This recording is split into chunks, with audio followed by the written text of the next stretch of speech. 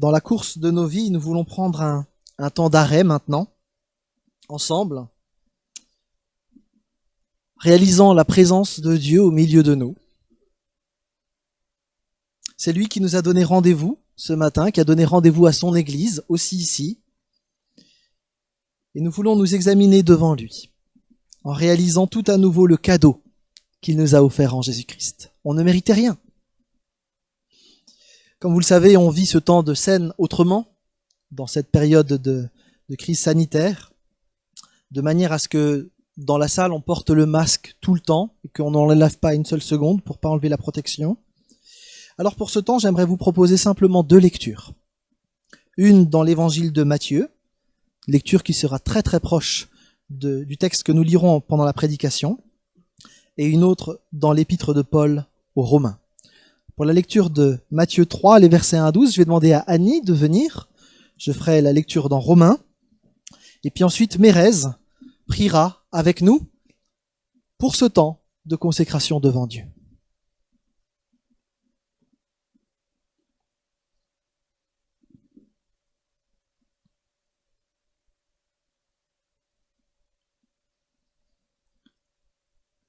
Matthieu 3.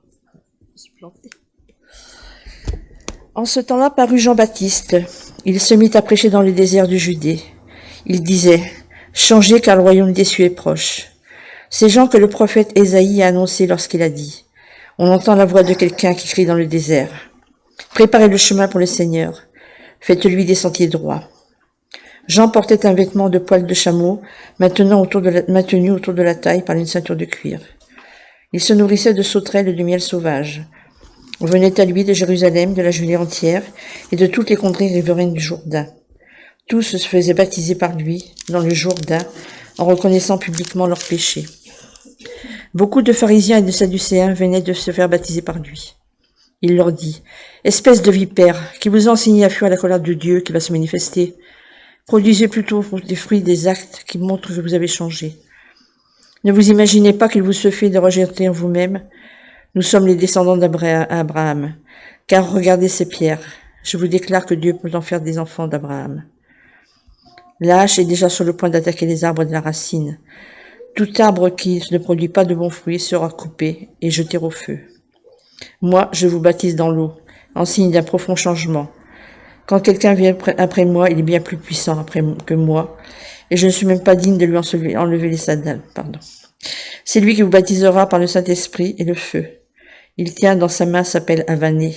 Il va nettoyer son aire de pâtage et amasser le blé dans son grenier. Quant à la balle, il la brûlera dans un feu qui ne s'éteindra jamais.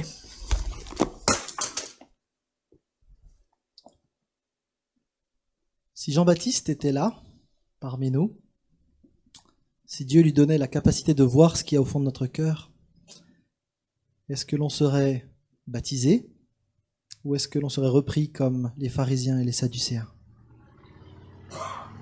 Romains 3, versets 23-27 dit ceci. « Tous ont péché, en effet, et sont privés de la glorieuse présence de Dieu. Et ils sont déclarés justes par sa grâce. C'est un don que Dieu leur a fait par le moyen de la délivrance apportée par Jésus-Christ. C'est lui que Dieu a offert comme une victime destinée à expier les péchés, pour ceux qui croient en son sacrifice. Ce sacrifice montre la justice de Dieu, qui a pu laisser impunis les péchés comme autrefois, au temps de sa patience. Ce sacrifice montre aussi la justice de Dieu dans le temps présent, car il lui permet d'être juste tout en déclarant juste celui qui croit en Jésus. Reste-t-il encore une raison de se vanter? Non, cela est exclu. Pourquoi? Parce que ce qui compte, ce n'est plus le principe du mérite, mais celui de la foi.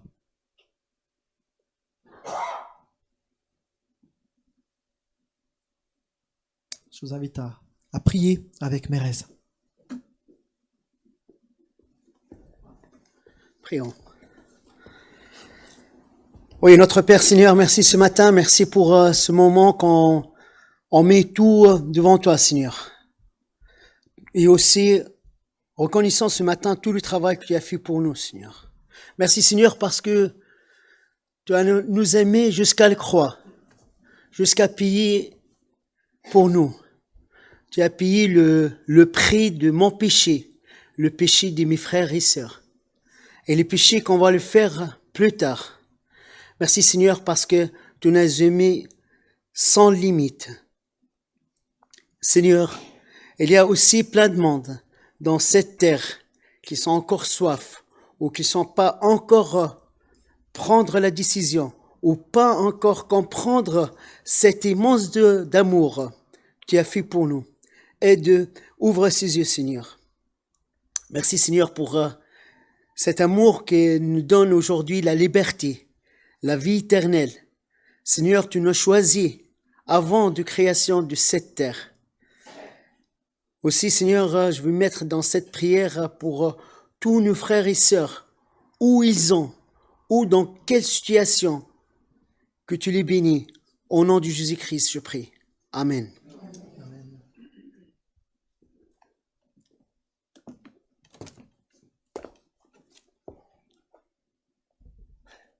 J'ai le privilège de vous apporter aussi le message ce matin.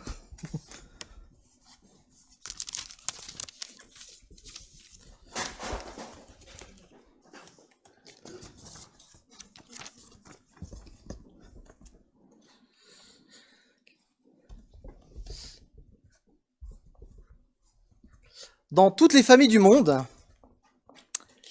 il y a quelque chose que les enfants redoutent comme question. Est-ce que tu peux débarrasser la table, s'il te plaît? Les enfants préfèrent aller jouer que rendre service. C'est tout à fait normal. Rappelez-vous, quand vous étiez jeune. Pourtant, mettre la vaisselle dans le lave-vaisselle ou faire la vaisselle, passer un coup de balai ou aider d'une manière ou d'une autre, ça prend rarement plus de 5 minutes. Mais voilà, servir sur la demande d'un autre quand on avait prévu d'aller jouer ou faire autre chose, ce n'est pas franchement naturel. La Bible, elle, parle beaucoup de service. Il y a même tout un livre entier qui a ce thème comme centre. Et c'est le livre que nous allons méditer ensemble, puisqu'on commence aujourd'hui une série dans l'évangile de Marc qui va nous emmener jusqu'à l'été prochain, pour vous dire un petit peu la taille de la série. Ce second livre du Nouveau Testament, eh bien, met l'accent d'une manière toute particulière, et c'est le seul à le faire de cette manière-là, sur les actes et en particulier les miracles de Jésus-Christ. Il y a très peu de discours de Jésus dans le livre de Marc. Il y a surtout ses actes. 19 miracles et seulement 4 paraboles. Et tout au long de cet évangile, eh bien, on va considérer le service de Jésus. Dès les premiers versets, alors que les autres évangiles laissent un peu de suspense pour dire qui est ce Jésus, et puis à la fin on apprend que c'était le Messie. Chez Marc ça commence, voilà, l'histoire de Jésus le Messie, boum, d'entrée de jeu. Mais c'est un Messie surprenant parce qu'on attendait quelqu'un de tout puissant, de très fort, etc. Et en fait Marc nous montre un serviteur qu'on n'arrive pas bien à saisir, parce qu'à chaque fois qu'on essaye de mettre Jésus dans une boîte, en fait il fonctionne pas de la manière dont on l'attendait. Jésus est le Messie, choisi par Dieu. Et tout au long des pages, eh bien, on découvre ce qu'il a fait. À tel point que les spécialistes considèrent que le cœur du livre de Marc, c'est ce verset.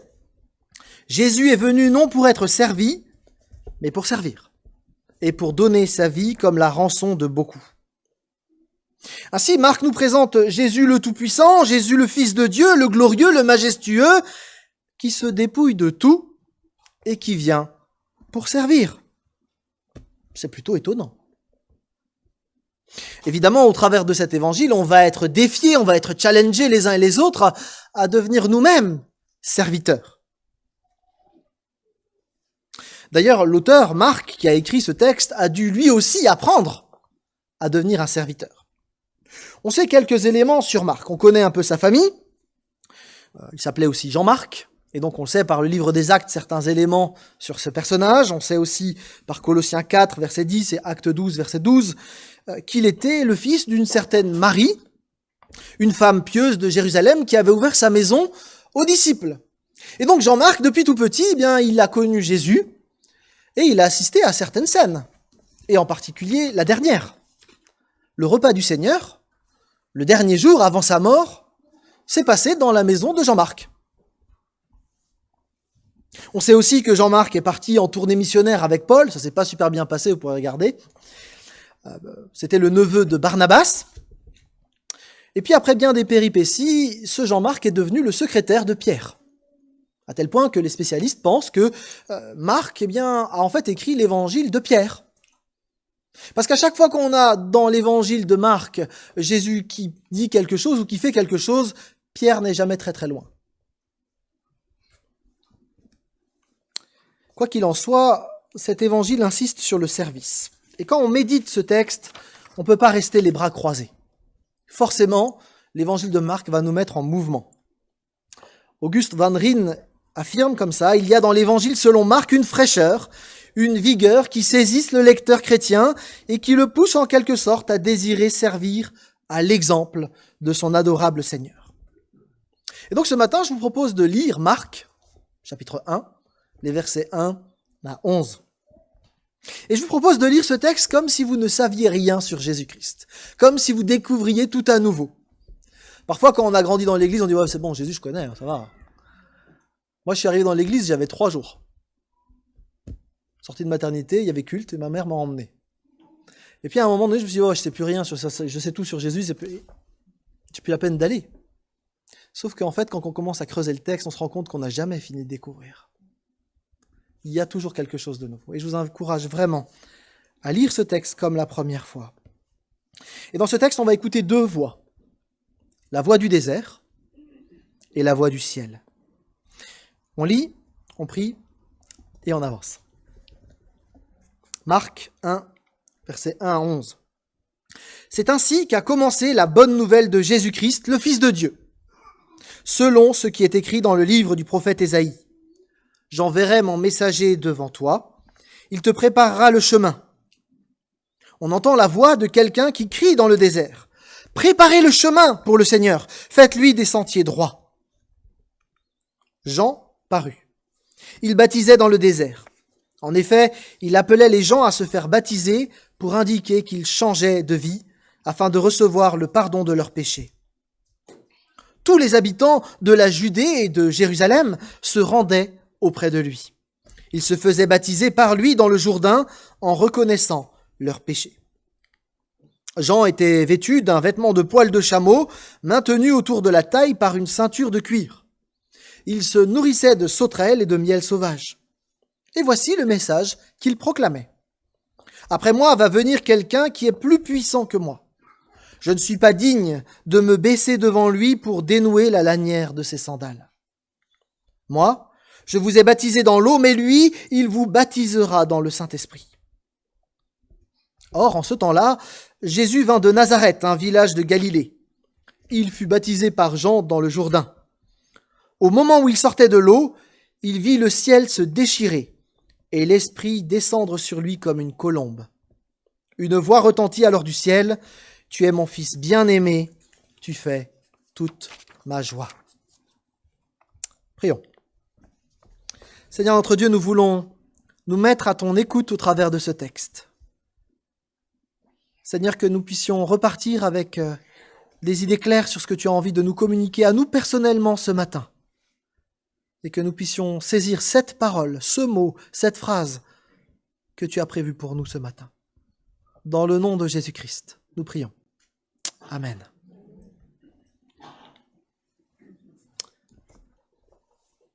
Avant de voir le serviteur de Dieu, Christ, on entend quelque chose, ou plutôt quelqu'un. La voix d'un messager qui doit préparer le chemin, qui doit préparer les cœurs à la rencontre de cet envoyé de Dieu. Pour nous, c'est un peu bizarre, mais autrefois, avant qu'un roi ne visite une partie de son royaume, il y avait un messager qui était d'abord envoyé pour préparer le chemin. Sa tâche consistait à la réflexion des routes et en la préparation du peuple. Il fallait quand même pas que, quand le roi passe, le carrosse se renverse et que le roi tombe par terre. Ça aurait fait mauvais genre. Et bien de la même manière, ici, on a quelqu'un qui est envoyé avant le Messie pour annoncer qu'il arrive. On ne connaît pas encore l'identité exacte de ce Messie, mais la voix annonce la venue d'un personnage important. Les versets cités, versets 2 et 3, sont en fait des textes de l'Ancien Testament. Et ils font référence à un nouvel exode. Comme autrefois la voix de Dieu a annoncé la délivrance par le biais de Moïse, de la même manière, une voix résonne maintenant pour annoncer la délivrance que Dieu va opérer par le Messie. Avoir une voix qui annonce quelque chose aujourd'hui, c'est plus trop utilisé, hein. Alors sauf quand vous avez le cirque qui s'installe, cet après-midi, 15h, un spectacle de machin. Vous avez une voiture avec son mégaphone qui passe, mais sinon, on a très peu de choses. Ah si, le Tour de France, avec la caravane publicitaire. Et donc je vous rappelle simplement qu'il ne faut pas aller avec les pancartes le long du chemin. Jean, en fait, c'est ce mégaphone qui annonce un renouveau. Et Jean ne fait pas que parler, il baptise. Littéralement, il immerge, il plonge les gens dans le Jourdain qui se trouve dans le désert. Alors à l'époque, il y a beaucoup de baptêmes, déjà. Les Juifs s'en servent notamment, donc tout à gauche, pour des rites de purification qu'on utilise du coup dans des sortes de piscines qu'on appelle les mikvés. Et ces mikvés sont en général proches des synagogues, dans les villes, près des temples, près du temple de Jérusalem en particulier. Il y avait un autre baptême qui se faisait dans une communauté qui s'appelait les Esséniens. Et là, on avait un baptême de purification presque tous les jours, parce qu'il fallait être pur. Donc, du coup, en fait, il se purifiait tous les jours. Et Jean-Baptiste, lui, il propose un autre baptême. Un baptême unique, une seule fois, pour confesser ses péchés. Et il annonce le baptême du Saint-Esprit que donnera Jésus-Christ. Ce baptême de Jean est présenté au verset 4 comme une préparation, comme une consécration à Dieu. À l'époque, au 1er siècle, il y a une véritable aspiration à un changement. Ça fait des siècles que la Palestine, elle est sous domination, alors assyrienne, babylonienne, perse, grecque, romaine, puis les gens en ont marre, ils attendent qu'un libérateur vienne, qu'il enlève tous les dominateurs là, et que enfin Israël puisse vivre en paix. Et donc tout le monde attend un réveil spirituel en particulier, mais probablement pas à partir du désert. À l'époque, on a 4 courants religieux qui existent, les Sadducéens qui espèrent que le renouveau va venir du temple. Ça tombe bien, c'est eux qui gèrent le temple. Les pharisiens qui disent non, mais c'est par un attachement profond à la loi, à la Torah, et donc dans la synagogue qu'on va pouvoir vivre ce réveil spirituel. Pour d'autres, il fallait se replier dans des communautés qui se replient vraiment sur elles-mêmes, les Esséniens. Et puis enfin, vous aviez une 4e école qui disait non, mais en fait c'est par la violence, hein. On va prendre les armes, on va tuer tous les Romains et puis on fera le ménage, ça va bien aller. Jean-Baptiste ne valide aucune de ces 4 options. Et aujourd'hui encore, quand on y réfléchit, eh bien, les gens cherchent à remplir leur vie spirituelle, mais de mauvaise manière. Certains le cherchent dans un lieu sacré, que ce soit dans les hauteurs du Népal ou au fond d'une grotte, dans le sud de la France. Certains le cherchent dans la pratique de plein de rites. D'autres encore le cherchent en essayant d'atteindre un niveau de pureté, en se repliant dans des communautés extrêmement repliées sur elles-mêmes. D'autres encore veulent tout réformer par la violence.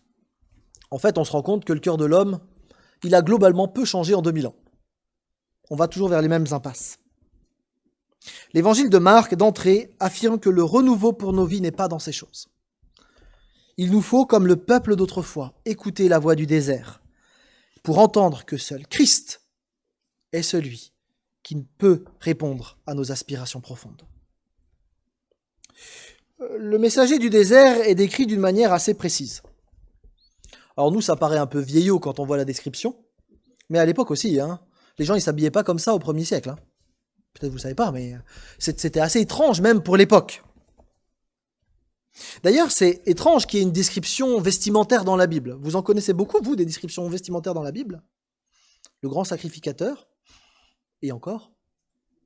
Mais c'est à peu près tout. Il y a très peu de descriptions vestimentaires dans la Bible. Comment est habillé Jésus ? Il n'avait pas de jeans, ça on sait, mais on ne sait pas comment est habillé les gens. Donc pourquoi là on aurait cette description vestimentaire ? En fait, le texte est en train de nous dire que Jean-Baptiste, il est vêtu comme quelqu'un qu'on connaît très bien dans l'Ancien Testament. Un petit détour par 2 Rois 1, verset 8, permet de comprendre que Jean-Baptiste, il est habillé comme Élie. Alors vous allez me dire, oui, bon, c'est bien, il est habillé comme Élie.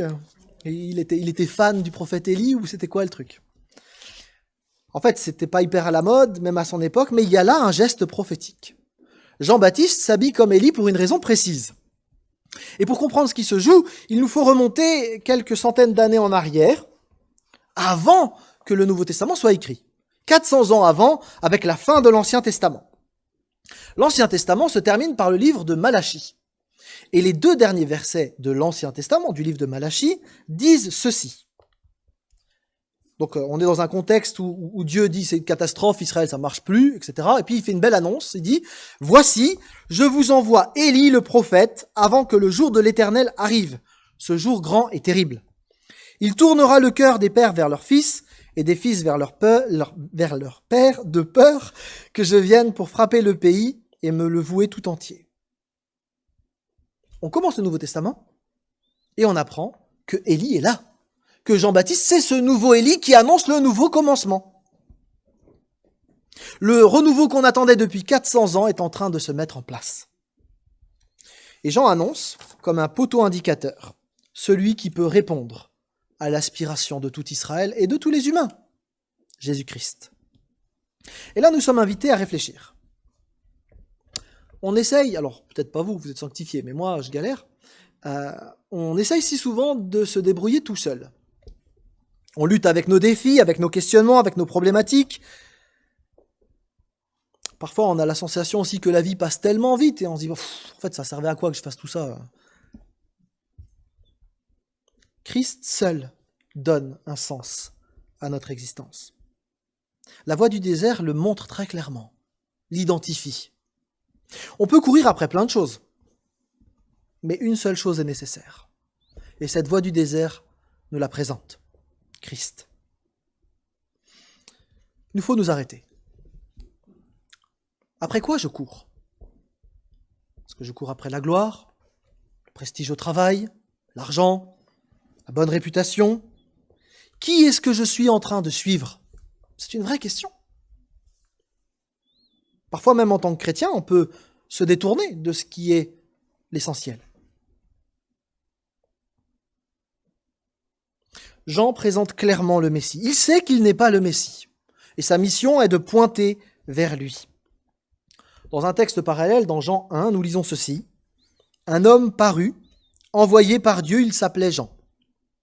Il vint pour être un témoin de la lumière, afin que tous les hommes croient par lui. Il n'était pas lui-même la lumière.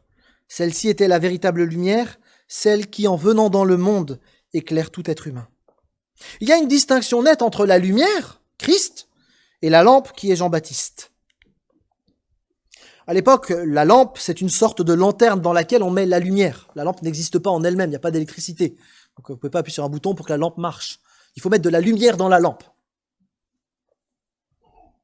De même, Jean-Baptiste brille, mais parce qu'il présente la vraie lumière. Jean-Baptiste brille pour un temps pour permettre à la lumière d'éclairer le monde. Jean-Baptiste a brillé un moment, la lumière brille éternellement. De la même manière que Jean-Baptiste, nous les chrétiens, nous sommes les uns et les autres placés par Dieu à différents endroits pour briller de la lumière de Christ.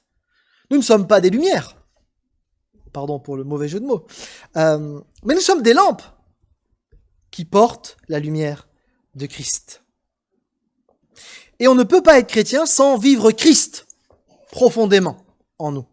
Relisez 1 Jean. Là, il y a une incompatibilité. Soit je vis en Christ, soit je ne suis pas chrétien. Mais je ne peux pas être un chrétien non pratiquant, par exemple. Ça colle pas. Augustin d'Hippone, qu'on connaît par le nom de Saint Augustin, a commenté de cette manière le texte. Jean est la voix. Le Seigneur est le Verbe dès le commencement. Jean est la voix provisoire. Le Christ est la parole éternelle. Ôtez la parole, que devient la voix? Vidée de tout sens, elle n'est que bruit. Sans la parole, la voix frappe l'oreille, elle ne nourrit pas le cœur.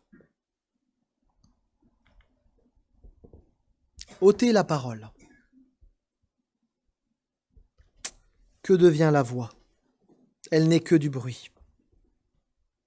Il arrive que l'Église s'agite. Il arrive que moi, je m'agite. Mais est-ce que je fais résonner la voix de Christ ou est-ce que finalement, je m'agite avec un vide qui finalement ne permet pas d'entendre la voix de Dieu. À quelle place est-ce que j'ai laissé Christ dans ma vie? C'est une question à laquelle je ne peux pas répondre pour vous, mais à laquelle je dois me confronter moi-même. On peut utiliser une autre image que celle de la lampe, si vous préférez. Et on peut dire que Jean-Baptiste est un poteau indicateur. Et à sa suite, nous sommes invités, nous aussi, à être des poteaux indicateurs. Un poteau qui pointe vers la bonne direction. Le poteau indicateur n'a de valeur que parce qu'il y a quelque chose à trouver. Si vous mettez un poteau vers une direction et qu'il n'y a rien, juste du désert, c'est dommage. De même, notre service, notre ministère, notre vie n'a de valeur que parce que Christ en est le but et parce que nous nous orientons vers lui. Alors le poteau a bien une fonction, il permet d'aller vers. C'est pas la destination finale, mais ça permet d'aider à y arriver. Et de la même manière, on n'est pas les sauveurs du monde. Désolé pour ceux qui avaient encore des illusions à ce sujet-là. Mais nous sommes des indicateurs vers le sauveur du monde. Pour remplir sa fonction, il faut que le poteau indicateur soit lisible. Ça veut dire que régulièrement, il faut faire de l'entretien. Pas qu'il y ait du lierre autour, par exemple, si on ne voit rien. Il nous faut entretenir ce que le Seigneur nous a donné à chacune. Par ailleurs, il faut vérifier régulièrement que le poteau est dans la bonne direction. Le vent, les coups, les circonstances peuvent détourner le poteau indicateur de la bonne direction. Un poteau indicateur, c'est pas une girouette qui suit le sens du vent. Mais il tient ferme dans la bonne direction malgré les circonstances. Et là, nous sommes invités les uns et les autres à réfléchir où nous en sommes. Tout à nouveau. Nous sommes invités à réfléchir à ce qui oriente notre vie. Il y a tellement de directions possibles qui paraissent très attrayantes. Le poteau ne peut pas non plus être à 3 endroits en même temps. Il est forcément à un seul endroit. Ça veut dire que c'est pas la peine de vouloir prendre la place d'un tel qui est à tel autre endroit. Dieu m'a placé là où je suis, avec qui je suis. Et je suis appelé à être poteau indicateur là où Dieu m'a placé, moi.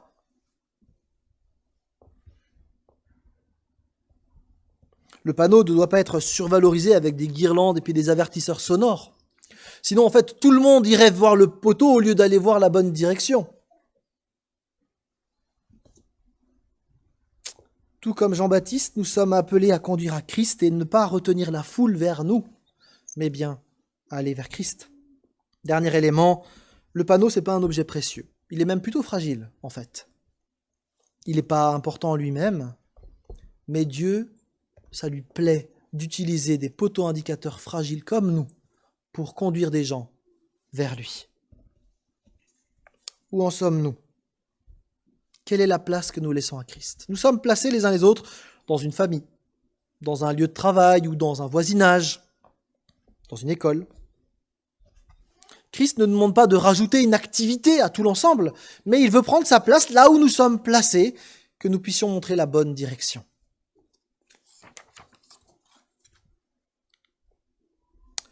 Après la voix du désert, la voix du ciel. Jean-Baptiste était le prophète qui annonçait la venue imminente de l'Éternel. Et on s'attendait vraiment à voir l'Éternel dans toute sa gloire, dans toute sa puissance arriver.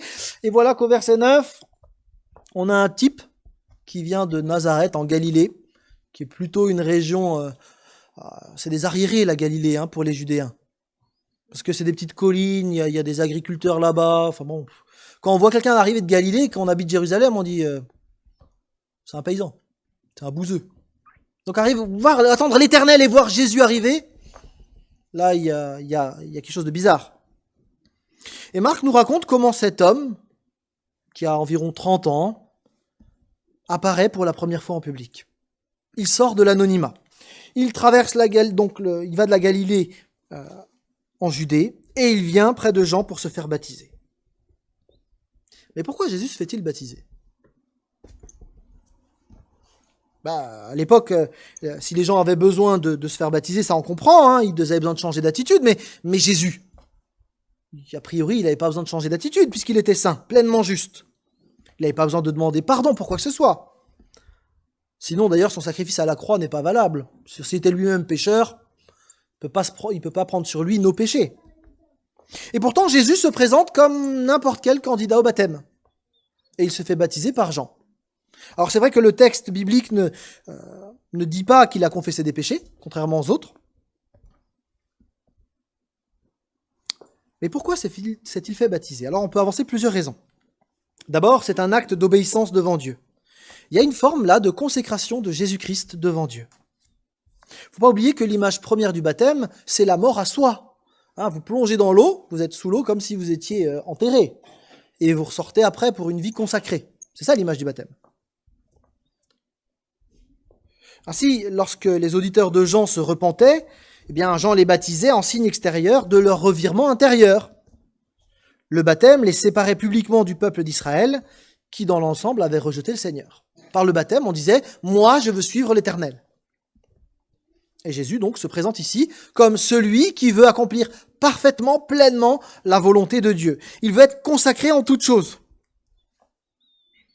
C'est son premier acte public. Son premier acte où quelqu'un le voit dans le Nouveau Testament, c'est pour dire « Je veux consacrer ma vie à Dieu ». Deuxièmement, le baptême de Jésus, c'est aussi un acte d'identification. Un des pères de l'Église disait que, en se faisant baptiser dans le Jourdain, Jésus avait pris sur lui toutes les souillures que les autres avant lui avaient posées par terre. Et après ça, il les a emmenés à la croix. Bon, c'est imagé, mais il y a quelque chose de cet ordre-là. Jésus s'identifie à Israël, s'identifie au monde. Il est venu pour servir et pour donner sa vie pour nous.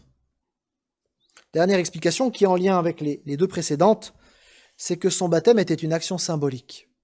Je vous ai dit, le baptême, c'est une image de la mort. Et Jésus est déjà en train d'annoncer sa mort à la croix, alors qu'il commence à peine son ministère. C'était pas un accident, la croix. C'était le but du ministère de Jésus-Christ. Réfléchissons un instant sur ce modèle de Jésus-Christ. Est-ce que nous voulons faire de la volonté de Dieu notre priorité? Est-ce que je veux vivre une vie de consécration pour Dieu?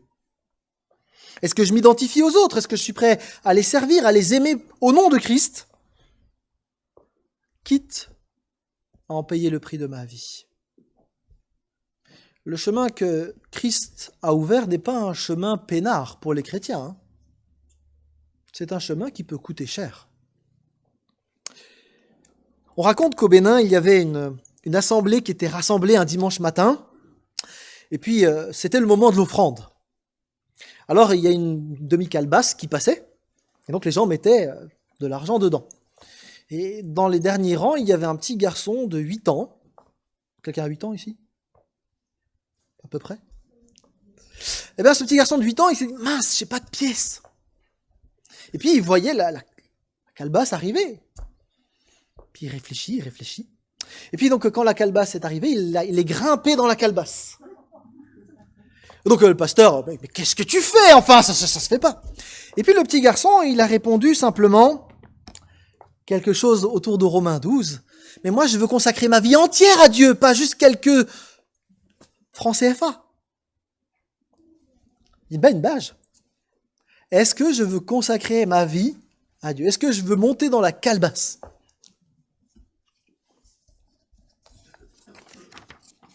Ça m'appelait à vivre une vie de service comme le Christ qui était serviteur. Et on se rend bien compte que dès le début du ministère de Jésus-Christ, qui commence à peine, plane l'ombre du service, de la mort et du miracle du tombeau vide.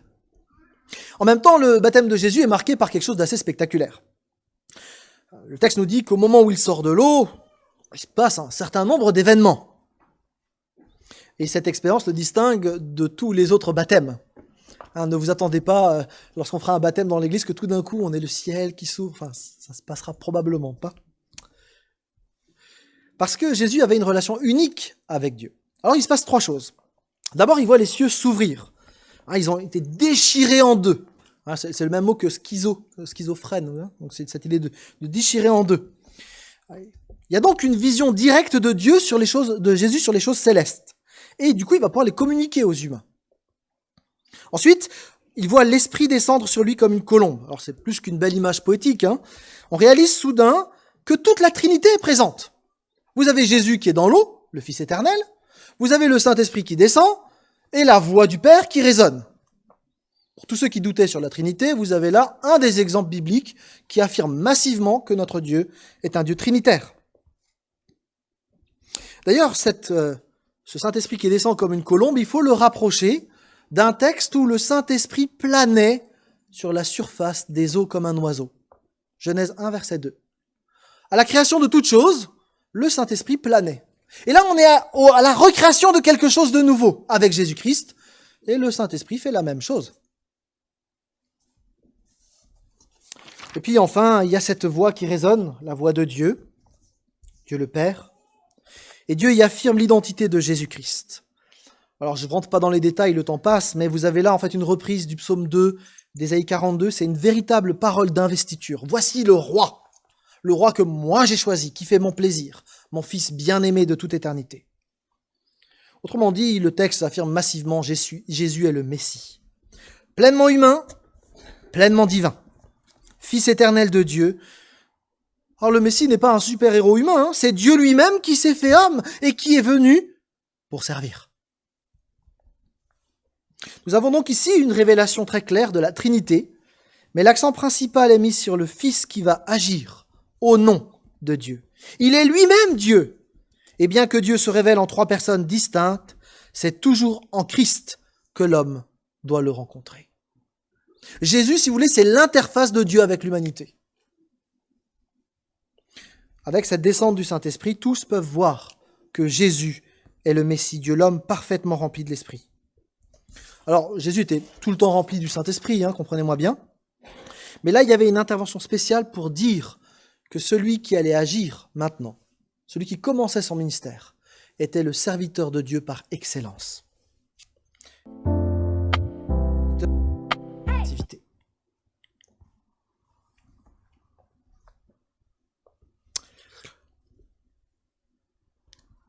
Si nous voulons servir Christ, servir Dieu, il nous faut être animés du Saint-Esprit. On ne peut pas servir Dieu autrement qu'en étant animé du Saint-Esprit. C'est indispensable. Une personne peut être instruite, douée, éloquente, mais si elle ne possède pas cette mystérieuse qualité qu'on appelle l'onction, elle accomplira un service stérile. D'où la question fondamentale que chacun doit se poser. Ai-je eu une expérience du Saint-Esprit qui m'habite et me qualifie pour le service du Seigneur? C'est pas forcément une expérience grandiose extérieure, mais à l'intérieur, il y a une révolution qui incline notre cœur à aimer Dieu, aimer notre prochain, servir comme Christ.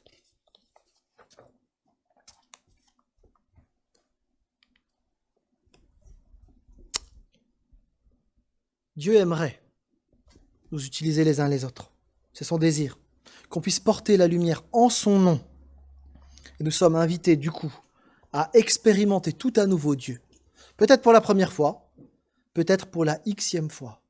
Mais nous sommes invités ce matin à réaliser que Dieu veut prendre sa place dans nos vies, être transformés par lui pour pouvoir être des lampes qui portons la lumière de Christ. L'évangile de Marc présente donc le Messie, le Sauveur, Dieu lui-même venu en personne, mais qui est venu d'une manière très différente de ce que le peuple imaginait.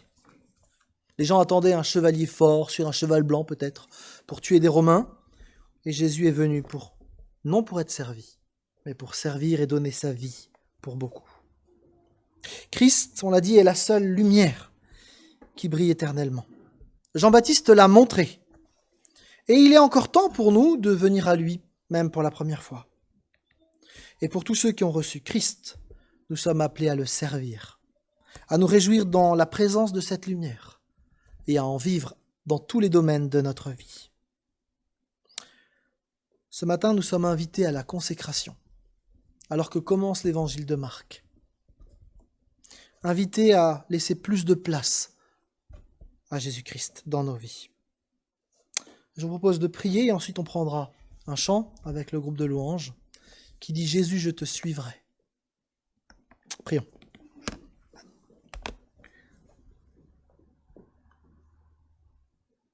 Seigneur, merci pour ce texte de Marc qui nous rappelle que tu attends que nous te consacrions nos vies. Pas juste une partie, pas juste la partie du dimanche matin de 10h à midi, mais notre vie entière. Comme cet enfant qui s'est mis lui-même sur la calebasse. Oui Seigneur, nous voulons te suivre, nous voulons t'être consacrés. Que ce soit au travail, dans le voisinage, en vacances, nous désirons Seigneur porter cette lumière du service, de l'amour, pour toi et pour les autres. Nous avons besoin de ton esprit pour être renouvelés, pour être transformés, pour être consacrés. Seigneur, viens nous en aide. Nous aspirons à te servir. Amen.